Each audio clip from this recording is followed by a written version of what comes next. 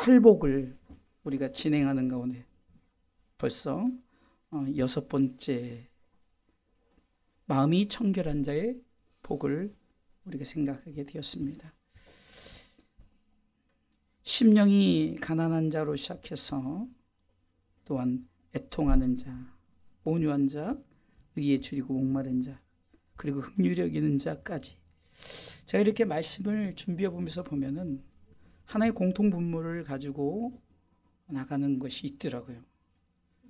그러니까 이 팔복 속에는 어떤 진리가 담겨냐면 예수 그리스도를 믿는 중심에 대한, 그러니까 그 영적인 것에 그런 갈급함이 있었고요. 그리고 그것을 통해서 얻어지는 천국이 저희 것이다, 또 긍휼히 여김을 받을 것이다, 배부를 것이다, 이런 등을 보면 결국은 천국을 얘기하는, 천국에서 얻어지는 그 모든 것들을 예수님께서는 팔복을 통해서 이렇게 우리 가운데 말씀하고 계시더라는 거예요. 단순한 복이 아니더라고요. 우리는 세상에 단순한 복을 쫓아가고 그 복 때문에 그 복이 없어서 나는 복을 받지 못했어요 라고 이렇게 스스로들 고백을 합니다. 그러나 팔복을 통해서 우리 성도들이 분명히 알아야 될 것은 우리는 이미 복을 넘치도록 받은 자란 사실을 분명히 기억하시고 믿음으로 고백하시기를 주님의 이름으로 축원합니다. 그래야 우리가 그리스도인으로서 우리가 하나님 앞에 정말 나는 복받은 사람이구나. 그래서 마치 모세가 좀 이스라엘 백성들을 부르하면서 늘 제가 말씀드린 신명기 33장 29절 말씀이잖아요. 정말 너희들은 행복하게 너희들은 정말 복받은 사람들이야. 너무너무 좋겠어. 왜? 너희들은 다 천국 가는 백성들 아니야. 그러니까 이 강단에서 이 팔복을 이렇게 준비할 때마다 결국 하나님이 우리를 통해서 주시는 것은 우리는 이미 복을 받은 사람임을 점검하면서 복 받은 사람으로서 우리가 이 땅에서 좀 신앙생활을 힘있게, 중간에 젠틀 크리스찬이란 온유한 자에 대해서도 얘기했잖아요. 좀 젠틀 크리스찬으로서의 모습을 살아갔으면 좋겠다, 이런 마음이 들더라고요. 참 분주한 세상이에요. 한 주간을 통해서 예배를 점검하고 예배 인원을 점검합니다. 전화드리면 오겠습니다, 이렇습니다, 저렇습니다, 또 어디 여행 중입니다. 참 이상한 것은 누가 오겠다 그러면 이쪽에서 또 잘 나오던 사람이 또 사정에서 안 나오고, 참 100% 예배를 드렸으면 좋겠는데 오늘은 기대했어요. 오늘은 100% 예배를 드리겠더니 여행도 가 있고 또 여러 가지 환경 속에 또 오늘 오시겠다는 지난주에 새신자들도 분명히 약속을 했는데 안 오고, 그러니까 참 이 앞에서 예배를 인도하면서 참 여러 가지 그런 거룩한 부담감이랄까요? 아니면 거룩한 기대감 때문에 참 마음이 약간의 좀 제 마음의 뜻대로 되지 않는 목회구나, 이런 마음을 가질 때, 그럼 여기 온 분들이라도 정말 중심을 다해서 예배를 드리고, 참 저 개인적으로도 참 예배를 준비하기 위해서 나름대로 연주팀을 꾸려나가기 위해서 앞에서 기타도 치고, 저 그냥 치는 게 아니라 연습, 정말 우리 드러미가 건반은 다 전공자들이니까 그냥 곡 주면은 딱 한 번 들으면은 카피를 그대로 하면, 저는 그 카피 하려면요 한 곡을 가지고 일주일 내내 연습해도 오늘 또 실수를 많이 해요. 왜? 그냐면 여러 가지 긴장감이 있잖아요. 오늘을 잘해야 될 텐데, 또 오늘 이분이 안 나오지, 찬양을 하면서 왜 이분이 왜 안 나오지, 온다고 약속했는데, 이런 여러 가지 생각들이 참 교차해. 이게 목회인가 하는 생각이 드는 거예요. 그러면서 다시 한번 나 스스로를 점검해보고 우리 성도들이 스스로 점검해볼 게 뭐냐, 여전히 우리는 어떤 상황이 있다 함에 불구하고 내 가정에 어려움이 있고 내 환경 속에 어떤 상황이, 여러 가지 힘든 상황이 있다 할지라도 여전히 우리는 복 있는 사람이라는 거예요. 그래서 이 사실을 가슴에 담고, 저도 우리 성도들도 정말 이 마음 중심을 가지고 함께 나갔으면 좋겠습니다. 참 이게 엎침대 덮친 격으로 제가 이제 3주차, 이제 4주차를 가잖아요. 정말 하루하루가 너무너무 힘든 게, 이게 눈이 시력이 안 맞다 보니까 어쩔 땐 걷다가도 이렇게 약간 삐뚤게 가요. 나도 모르게. 왜냐면 이게 그러다 보니까 오늘도 이렇게 지금 전체적으로 이게 막 저는 멍멍한 상태에서 지금 사실 설교를 하고 있어요. 이 기분은 모르겠어요. 뭐 저보다 더 이런 경험을 당하신 우리 두 분의 집사님은 이미 경험을 한 거고 참 더 힘든 경험을 했기 때문에 좀 이 부분을 이해해 주시라 생각되지만, 그러다 보니까 약간 이 발음이 새기도 하고요. 좀 이렇게 마음이 급한 마음에 막 빨리 읽기, 이런 부분들을 여러분들 좀 양해를 해 주시고, 참 마음에 이렇게 조급한 마음이 생기고 그래서 설교를 하다가도 좀 그런 부분이 있으니까 좀 이해해 달라고 서론을 오늘은 이렇게 시작을 해보겠습니다. 할렐루야. 그게 아멘. 자, 오늘 마음이 청결한 자. 마음의 청결. 여러분, 마음은 어떻습니까? 우리 신체의 중심 기관이죠. 그러니까 내가 이 마음이라는 것이 굉장히 중요해요. 이 마음을 이 성경적으로는 영어로 보니까 이 우리가 많이 아는 심장, 하트. 정확한 영어 발음은 heart라고 하는데 그냥 우리끼리는 하트라고 그러잖아요. 하트.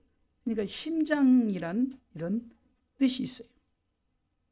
그리고 이 마음은 내 속에 여러 가지 느낌, 그리고 여러 가지 기능의 시작점이에요. 이게 참 마음으로부터, 제가 서론에 제가 이렇게 여러 가지 힘든 부분에서 참 이런 부분이 있었다, 이게 어디서부터 시작되나 했더니 마음에서부터 시작되는 거예요. 이 마음에 시작된 것이 생각으로 전달되고 나도 모르게 생각이 복잡해지는. 그래서 마음이 청결한 자라는 것은 어쩌면 내 마음의 이 모든 것을 새롭게 아주 그냥 어쩌면은 주님이 만든 그 처음의 마음으로 우리가 리셋시키는 거다. 저는 이렇게 생각이 되더라고요. 이 마음의 청결이 굉장히 어렵더라고요. 마음 중심을 잡고 내 마음 중심을 꽉 자리를 잡고 나가는 것이. 여러분들 삶 가운데 어떤 문제를 만나면은 문제 가운데 제일 먼저 움직이는 게 마음이죠. 마음이 불안하죠. 아주 간단한 예로 내가 어떤 몸이 아프다. 그럼 내 마음이 아파서 걱정이 되고 내가 왜 아플까? 심지어는 혹시 중병은 아닐까? 병원에 가기가 두렵고 또 여러 가지 환경 속 이런 참 마음이 이 청결하기가 쉽지가 않. 근데 우리는 이 마음의 청결한 자의 복을 우린 좀 더 다른 각도로 오늘은 생각을 해봐야 되는데, 내 마음을 비우는 것, 이런 육적인 그런 것이 아니라 이 마음의 청결한 자의 복은 첫 번째는 마음의 순결을 얘기하더라고. 마음의 순결. 다윗이 시편 51편 10절에 이렇게 고백합니다. 하나님이여 내 속에 정한 마음을 창조하시고. 그러니까 내 마음을 재창조, 내 마음을 리셋시켜달라는 거예요. 그러면 왜 내 마음을 다시금 리셋시켜달라 할까? 그것은 내 마음이 이미 자꾸 하나님을 떠나고 세상의 걱정들, 세상의 이런 문제로, 이것은 인간이 어쩔 수 없는 거예요. 이것을 하지 마세요 해서 되어지는 게 아니더라고요. 저는 목회를 하면서 제가 경험을 통해서 성도들을 이해하게 되는 부분들이 너무 많아요. 요즘에 제가 이제 이 시력 문제 때문에 참 마음에 참 불안한 마음이 생기고, 이런 마음이 뭐 목사라고 해서 안 생기는 게 아니더라고요. 막 이 트라우마가 막 생기더라고요. 그러면서 우리 성도들을 정말 이런 환경 속에서 우리 성도들이 이런 마음을 갖겠구나. 그러다 보니까 마음의 조급함도 생기고, 어떤 청년들은 내 앞으로의 장래에 대한 조급함도 생길 수도 있잖아요. 그런데 우리가 이 순결이란 것은 다시 한번 하나님 앞에 내 마음을 돌이키는 것이더라고요. 그래서 마음이 청결한 자는 하나님 앞에 나 자신의 이 다윗의 고백처럼 내 속에 다시 한번 정한 마음이란 거예요. 다시 한번 내가 하나님 앞에 깨끗한 마음, 그리고 그것으로 다시금 하나님 앞에 나가설 수 있도록. 그래서 우리가 이 순결이라는 의미 속에서는 하나님에 대한 순결함으로 우리가 세 가지를 말하고 있는데요. 우리가 첫 번째 거룩한 순결을 말하고요. 두 번째는 물리적 순결이에요. 그러니까 내가 물리적으로 순결하라 이런 것들 때문에 내가 순결해지려고 하는 것들, 그 다음에 도덕적 순결, 이런 세 가지로 이 순결이 정의되는데 다 같은 거예요. 하나님 앞에, 하나님에 대하여 내가 거룩한 순결과 물리적 순결과 도덕적 순결이 어찌됐든 간에 하나님 앞에 다시금 정하는 거예요. 사실 이 설교를 오늘 제가 많이 오히려 은혜를 받을 말씀입니다. 나 자신을 다시금 하나님 앞에 거룩함으로, 물리적으로, 또한 도덕적으로, 이 도덕적이라서 우리가 말하는 어떤 세상의 도덕이 아니에요. 분명히 말씀드려요. 하나님에 대한 도덕적인 거예요. 하나님에 대한 물리적인 거고 하나님에 대한 거룩한 거예요. 그렇기 때문에 우리가 도덕적 순결을 한 예를 들면, 우리가 어떤 음식을 먹는 거에 있어 제사 음식에 대한 어떤 그런, 우리가 이거 먹으면 안 돼, 당연히 안 되죠. 그러니까 이런 것들이 내 마음에 그런 마음을 갖는 게 도덕적 순결이라는 거예요. 물리적 순결은 내가 뭔가를 함에 있어서 이것이 하나님 앞에 내가 오늘 예배를 드려야 하는데 예배를 드리지 않고 내가 자꾸 다른 쪽에 행하고 싶은, 이것이 바로 도덕적 순결을 말하는 거예요. 거룩한 것은 당연히 하나님 앞에 거룩한 자로서 세워지는 거죠. 그래서 우리가 이렇게 세 가지 이것을 알고 순결에 대한, 하나님에 대한 순결을 알고 나가면은 내가 다시금 내 마음을 새롭게 할 수 있다. 다윗의 고백처럼 바로 그예요. 아까 시편 51편 10절을 같이 한번 읽어보도록 하겠습니다. 같이 읽습니다. 하나님이여 내 속에 정한 마음을 창조하시고 내 안에 정직한 영을 새롭게 하소서. 이런 순결의 고백을 하시는 성도들 되시길 주님의 이름으로 축원합니다.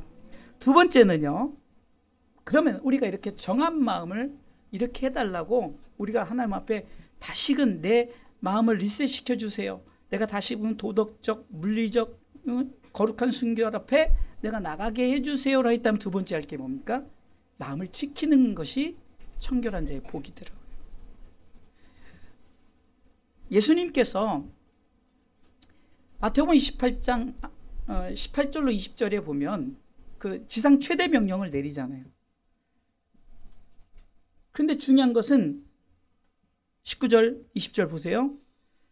그러므로 너희는 가서 모든 족속을 제자를 삼아 아버지와 아들과 성령 이름으로 세례를 주고, 이건 다 알려. 근데 여기서 20절 같이 읽어볼까요? 시작. 내가 너희에게 분부한 모든 것을 뭐죠? 가르쳐 지키게 하라. 제가 참 이 문맥을 약 12년 전에 이제 탄자니아 선교사님으로 계셨던 선교사님이 국내에 이제 와서 저희 교회에서 설교를 부탁했더니 이 본문을 가지고 지키는 믿음, 이 부분을 얘기하는데 이것이 뇌리에 박혔어요. 뭐냐? 목사들이 가르치는 거는 잘하는데 지킬 수 있도록 하는 게, 이게 사실은 딜레마예요. 지키게 하는 게 더 힘들거든요. 가르치는 것은 얼마든지 가르칠 수 있어요. 그런데 지키는 게 어렵다는 거죠. 마음도 마찬가지예요.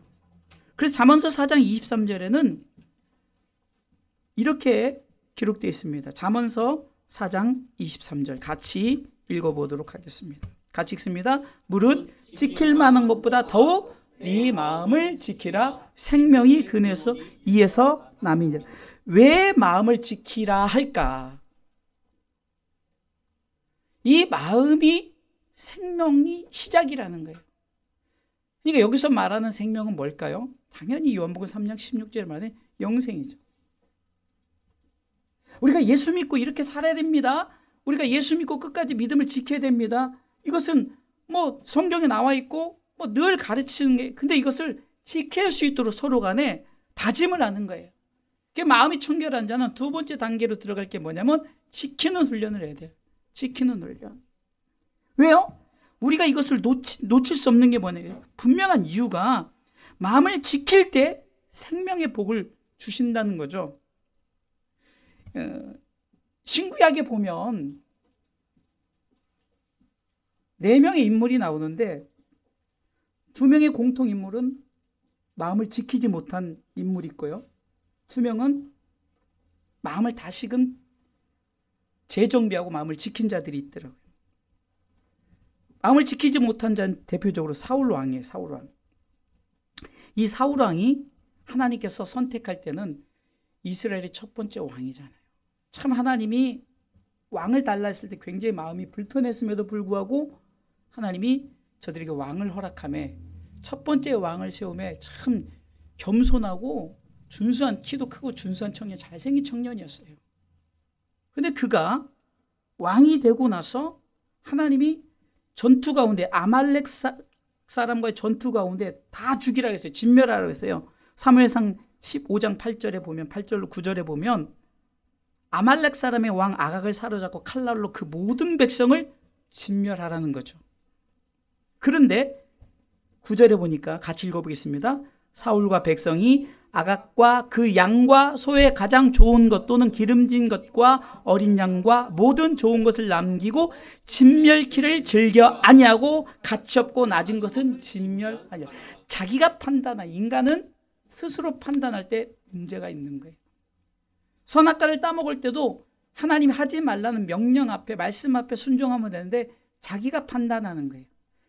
사사기 시대 때는 자기의 그 옳은 소견대로 행해서 늘 범죄하잖아요. 이와 같이 지금 사울 왕이 스스로 생각하기를 내가 좋은 것은 남겨두고 사실은 좋은 것을 어디에 뒀어요? 자기 곳간에 채웠죠. 안 좋은 건 다 진멸했어요. 하나님 분명히 다 진멸하라 했는데 여러분들 우리가 이런 것을 통해서 하나님의 이 뜻 가운데 그 마음을 지키지 못했을 때 어떤 일이 벌어집니까? 결국 이 사울왕이 어떻게 됩니까? 하나님이 버려요. 사무엘상 15장 10절에 보니까 여호와의 말씀이 사무엘에게 임하니라 가라사대 하면서 11절 같이 읽어보겠습니다. 내가 사울을 세워 왕 삼은 것을 후회하노니 그가 돌이켜서 나를 쫓지 아니하며 내 명령을 이루지 아니하였음이라 하신지라. 사무엘이 근심하여 온 밤을 여호와께. 이런 일이 벌어진 거예요. 이런 일이 벌어지면 그러면요, 여기서 중요한 거는 마음을 지키지 못한 이유는 돌이키지 않았다는 거예요. 반면에 똑같은 상황 속에 다윗이죠. 다윗. 여러분들 우리가 일반적으로 보면 하나님 입장에서는 사울왕이 더 나쁜 사람 같은데 우리가 이렇게 볼 때는 사실 누가 더 나쁠까요? 다윗왕이 더 나빠요. 다윗이. 왜요? 윤리적으로 도덕적으로 사울은 자기 잘난 체한 거예요. 그래서 길갈에다 막 기념비도 세우고 자기가 막 제사도 자기 마음대로 하고 막 그렇게 했어요. 그럴 수 있잖아요. 우리가 생각할 때는. 근데 오히려 다윗은 더 나빴어요. 자기의 충신, 자기를 위해서 목숨까지 바치는 전쟁 속에서 집에도 들어가지 않고 군복도 풀지 않고 늘 다윗을 지켰던 그를 자기가 그 우리아의 아내 바세바를 취하기 위해서 짜고 그 장군을 통해서 적진 맨 앞에서 죽게 한 나쁜 놈이에요. 그래서 사무엘하 12장 1절에 보면 이 모습을 보시고 여호와께서 나단을 다윗에게 보내면서 비유를 하면서 한 사람은 가난하고 한 사람은 부유하고 가난한 자가 조그만 거 하나밖에 없는데 그거 다 빼앗는 놈이 있다. 그랬더니 이 다윗이 막 화나면서 5절에 다윗이 그 사람을 크게 노하여 나단에게 이르되 여호와의 사심을 가리켜 맹세하느니 이 일을 행한 사람은 마땅히 죽을 자라 이러는 거예요.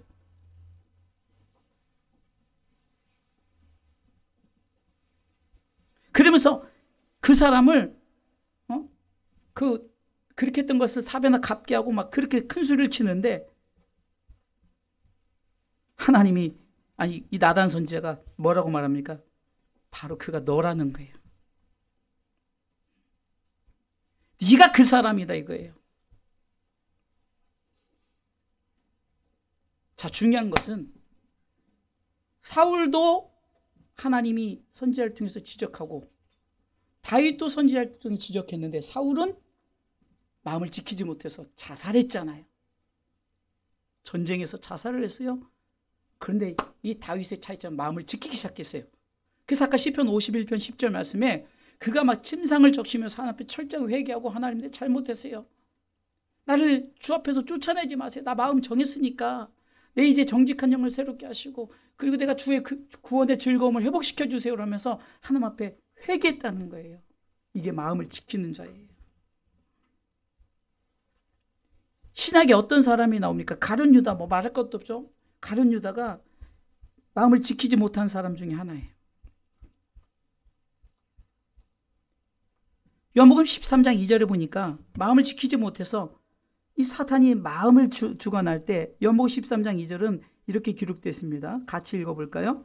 읽습니다. 마귀가 벌써 시몬의 아들 가룟 유다의 마음에 예수를 팔려는 생각을 넣었더니, 자 그랬어요. 그러면 빨리 마음을 지켜서 아이고 내가 잘못했지, 나 이런 생각하면 안 되지, 마음을 지켰으면 되는데 결국은 끝까지 일을 저질렀어요. 또 예수님을 그 대제사장이 그 군인들의 손에 넘겨줬어요. 그럼 그때라도 깨닫고 아이고 그래야 되는데 어땠습니까? 자살을 해버렸어요. 깨닫긴 깨닫는데 자살을 해버렸어요. 마음을 지키지 못했죠. 가룟 유다도 결국은 마음을 지키지 못해서 그랬어요. 근데 또 누가 나옵니까? 베드로라는 사람이 나와요. 베드로가 마태복음 26장 69절로 보니까 예수님을 3번 모른다고 부인을 하는 장면이 나와요. 뭐 기니까 뭐 69절부터 쭉 있는데 중요한 것은 74절, 저가 저주하여 맹세하여 가로되 내가 그 사람을 알지 못하노라 하니 뭐래요? 닭이 곧 울더라. 자, 중요한 거는 자 75절 같이 읽습니다.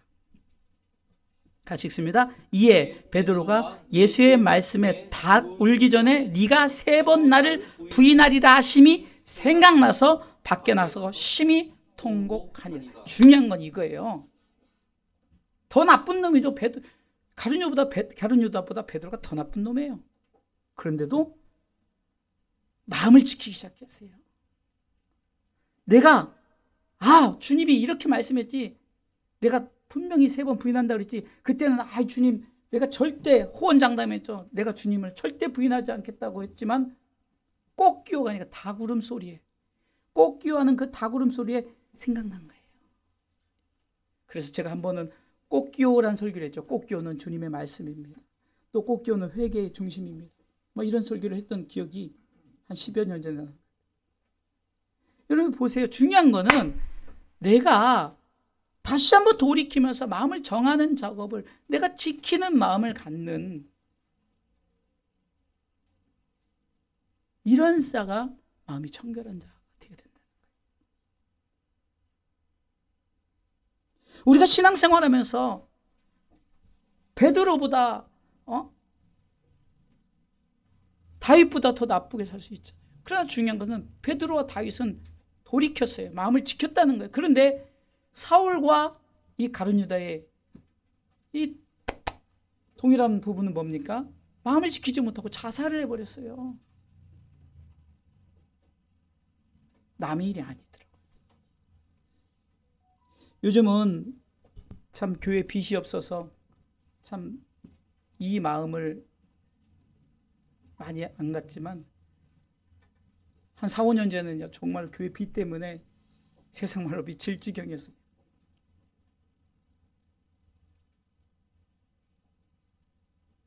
현금빚 몇 천만 원에 막 카드 빚을 해서 막, 내가 뭐 나를 위해 쓴 것도 아니고 막 교회 한다고 막 발버둥 치고 했는데 막 혼자 왜 막 누가 암 도와주니까 막 도와준다는 있잖아요. 여러분들도 전화 자주 받죠? 문자 와서 도와주겠습니다.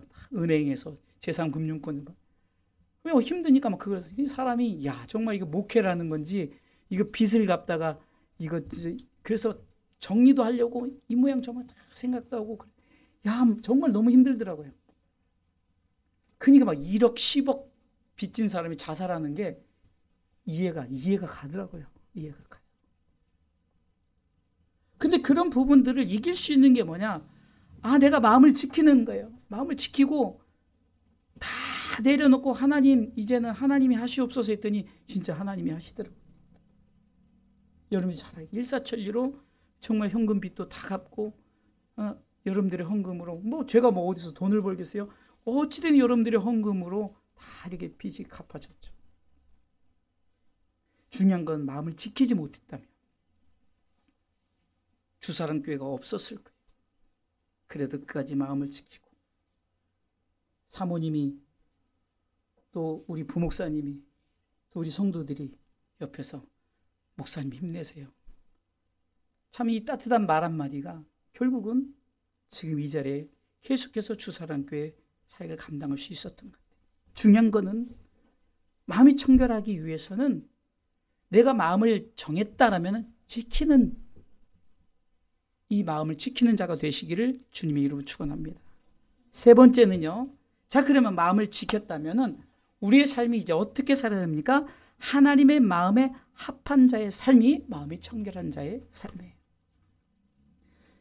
자, 사도행전 13장 22절에 보니까 아까 비교했던 다윗과 사울 왕에 대해서 이 주님은 말씀하십니다.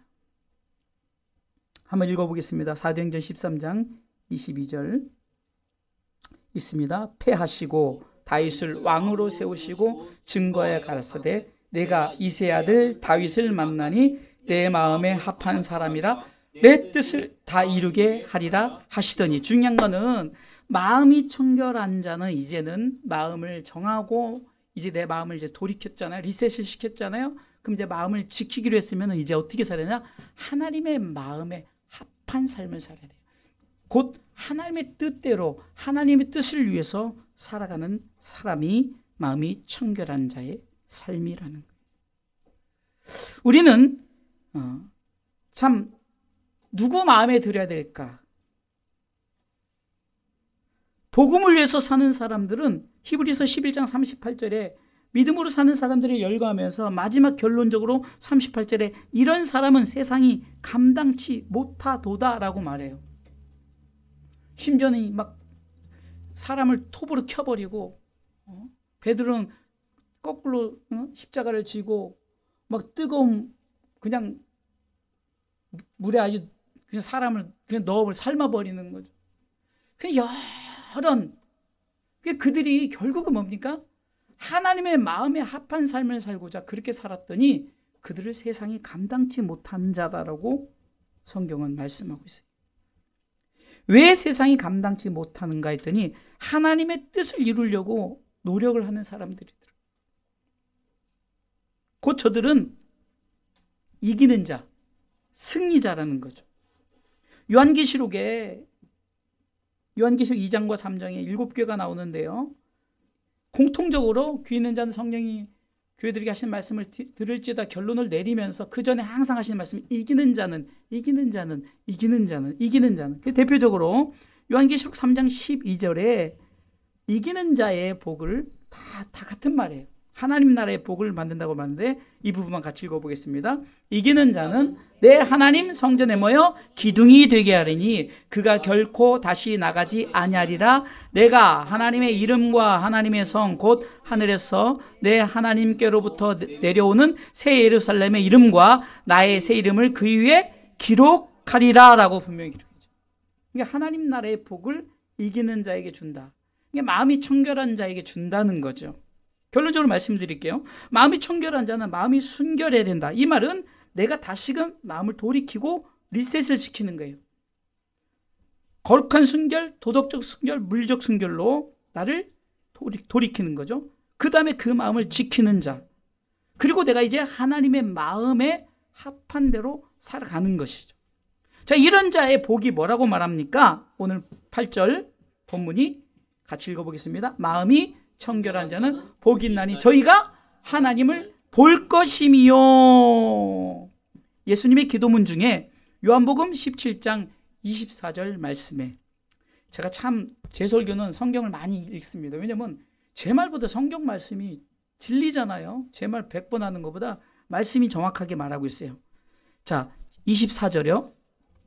예, 같이 읽습니다. 아버지여 내게 주신 자도 나 있는 곳에 나와 함께 있어 아버지께서 창세전부터 나를 사랑하심으로 내게 주신 나의 영광을 저희로 보게 하시기를 원하옵니다. 주님이 나는 이제 이곳을 떠나면 영광의 자리에 간다라는 거죠. 그 예수님이 요한복음 11장은 기도문이거든요. 하나님을 향한 온 세상 인류를 위한 기도문이에요. 주기도문 외에 굉장히 유명한 기도문입니다. 이 기도문의 내용 중에 내가 가는데 우리 성도들, 그러니까 자기를 따르는 모든 자들도 같이 가기를 원해요. 그들이 그것을 보게, 내 영광, 이 영광을 본 사람이 누굽니까? 스데반 집사님이 봤잖아요. 돌에 맞는 순간에 하늘이 열리고 그 영광을 봤잖아요. 하늘의 영광을 보았단 말이에요. 바울은 고린도전서 13장 12절 말씀을 통해서 하나님을 본다는 것이 내가 지금은 어쩌면은요 힘이에요. 그러나 그때는 명확하게 본다는 거죠. 같이 읽어보겠습니다. 우리가 이제는 거울로 보는 것 같이 희미하나 그때는 얼굴과 얼굴을 대하여 볼 것이요 이제는 내가 부분적으로 하나 그때는 주께서 나를 아신 것과 같이 내가 온전히 알리라. 분명히 대면하는, 하나님을 대면하는, 얼굴과 얼굴 대면하는 거예요. 본다는 거죠. 하나님을 아직까지 본 적 없어요. 우리는 그냥 성경을 통해서 이렇게, 그러나 하나님 나라에서는 그분을 직접 본다는 거죠. 이 본다는 것은 크게 두 가지 의미죠. 천국을 본다는 거예요. 천국을 본다는 거죠. 요한계시록 21장 1절로 참 기대되는 말씀인데, 요한복음 21장 1절로 4절에 보면 천국에 대한 얘기가 나오죠.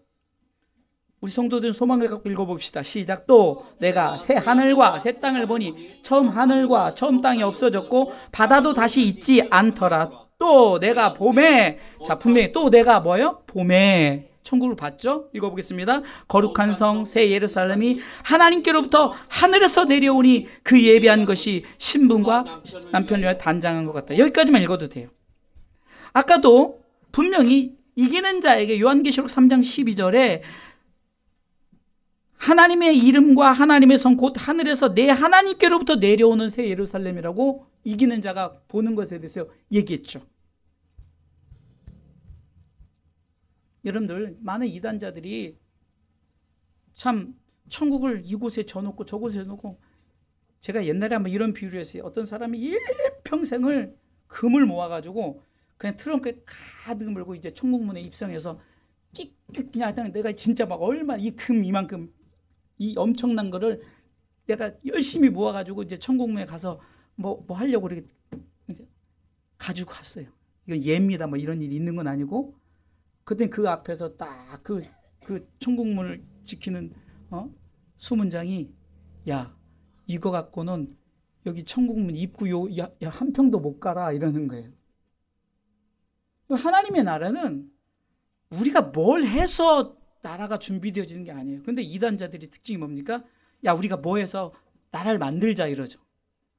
그래서 자기는 하나도 안 바치고 남의 것만 바치게 해서 자기는 막 진짜 폭리를 취하고 막 그렇게 이득을 취하잖아요. 그런데 성경은 보세요. 니들이 할 거 하나도 없어. 내가 다 해. 천국 그 나라 너희들이 보란 얘기야. 네가 현재는 희미하게 보이지만 이제는 페이스 오브 페이스 눈으로 직접 대면하면서 천국 보라니까 천국 봐. 분명히 하늘에서 내려오는 천국을 보라는 거야. 말세예요. 여러분들 분명히 하셔야 돼요. 어떤 것이 여러분들 이렇게도 하늘에서 내려온 천국이 없으면 여러분들 주님 오시지 않는 거예요. 성경은 분명히 내가 봤더니, 요한계시록 21장 2절에 내가 분명히 봤더니 거룩한 성 새 예루살렘이 하나님께로부터 어디서 내려와요? 어디서? 두 번째 줄 하나님께로부터 어디서 내려와요? 하늘에서 내려온다고 그러잖아요. 땅에서 짓는 게 아니에요. 성경을 알면 성경에 다 답이 있는데 뭐 세상 사람들 만들어내는 뭐 말 가지고 넘어갈 이유 하나도 없어요. 근데 그곳을 봐서 그렇게 했더니 하나님 그곳에서, 요한계시록 21장 4절을 읽어보겠습니다. 같이 읽습니다. 모든 눈물을 그 눈에서 씻기심에 다시 죽음 없어요. 애통하는 것, 곡하는 것, 아픈 것 없어요. 왜? 육의 것은 다 지나고 새로운 것이 되었기 때문에. 그래서 우리가 데살로니가전서 5장 23절에 저희가 늘 부르는 찬양 속에 평강의 하나님이 너희를 거룩하게 하시고 온몸과 영혼이 주 오실 그날에 흠없게 할렐루야. 그냥 찬송을 그냥 하지 마시고 의미를 갖고 찬양하면 야 그렇구나. 결국은 나를 흠없게 하나님께서 새롭게 창조하시는 그 나라의 나를 들려 그 나라를 바라보시길 주님의 이름으로 축원합니다. 자, 그럼 천국을 보면은 천국 안에 누가 있을까요? 하나님이 있다는 거예요. 그래서 우리는 천국을 보고 하나님을 볼 것이다. 마음이 청결한 자의 복입니다. 자, 요한계시록 22장 마지막 요한계시록 결론의 장이죠. 1절로 보면 같이 읽습니다. 요한계시록 22장 1절 읽습니다. 또 저가 수정같이 맑은 생명수의 강을 내게 보이니 하나님과 및 어린 양의 보좌로부터 나서 길 가운데로 흐르더라. 광 좌우에 생명나무가 있어 12가지 실과를 맺히되 달마다 그 실과를 맺히고 그 나무 잎사귀를 온 만국을 소성하기 위하여 있더라. 다시 저주가 없으며 하나님과 그 어린 양의 보좌가 그 가운데 있으니 그의 종들이 그를 섬기며 4절 중요합니다. 읽습니다. 그의 얼굴을 볼 터이요 그의 이름도 저희 이마에 있으리라. 아멘. 하나님 보죠. 분명히 하시기 바랍니다. 예수 믿는 목적은 바로 천국을 보고 하나님을 보는 자의 복을 받게 된다. 그러기 위해서는 마음을 지키라는 거예요. 어떤 마음? 예수 그리스도를 믿는 마음을 지키세요. 어떤 환경과 어려움이 있다 할지라도 우리가 이것을 지켜나갈 때 우리는 하나님을 보고 천국을 보게 되는 이 복이 여러분들이 있다는 사실을 기억하면서 마음이 청결한 자의 복을 받아 누리는 우리 주사랑 성도들 모든 그리스도인들 되시기를 주님의 이름으로 축원합니다.